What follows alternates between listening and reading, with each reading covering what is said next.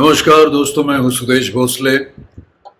हमारे परम मित्र मुकेश शर्मा जी ने एक नया यूट्यूब चैनल शुरू किया है जहां वो हर रोज नई नई कहानियां सुनाते हैं।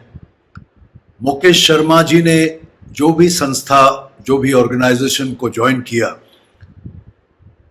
फिर वो सरकारी हो या प्राइवेट, उस संस्था का स्तर बहुत ऊंचा किया। इस बार वो एक नए रोल में हमारे सामने आए हैं।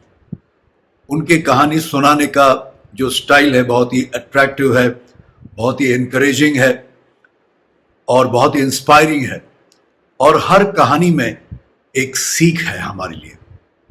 तो मैं चाहता हूं कि हम ज़्यादा से ज़्यादा इस चैनल को सब्सक्राइब करें, इन कहानियों को सुनें, इसे लाइक करें, सब्सक्राइब करें और ज़्यादा से ज़्यादा लोगों तक कोशिश करें कि ये कहानियाँ पहुँचे और सबको इन कहानियों से फ़ायदा मिले।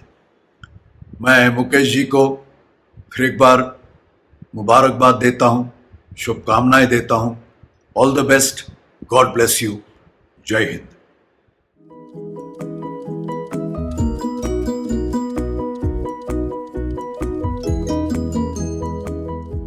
स्वागत है आपका अद्भुत और अनोखी अंदाज से सुनाई जा रही कहानियों के इस मंच पर।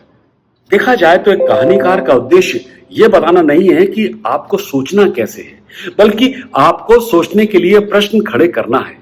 अपनी इन कहानियों के माध्यम से ऐसा ही कुछ करने का प्रयास है मेरा। आज की कहानी का नाम है चाणक्य और दिए का तेल। एक बार एक चीनी यात्री कौटिल्य यानी चाणक्य से मिलने आया। शाम हो चुकी थी और अंधेरा होने ही वाला था।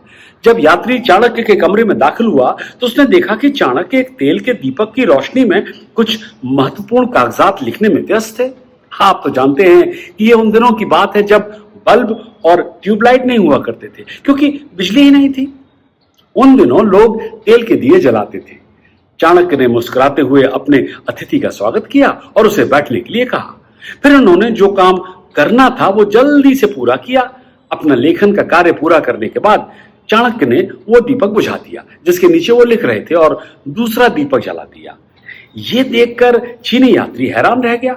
उसने सोचा कि शायद भारतीयों के घर पर मेहमानों के आने पर ये एक रिवाज है। उन्होंने चाणक्य से पूछा, क्या यह भारत में प्रथा है जब आपके घर कोई मेहमान आता है? मेरा मतलब है एक दीपक बुझाना और दूसरा जलाना।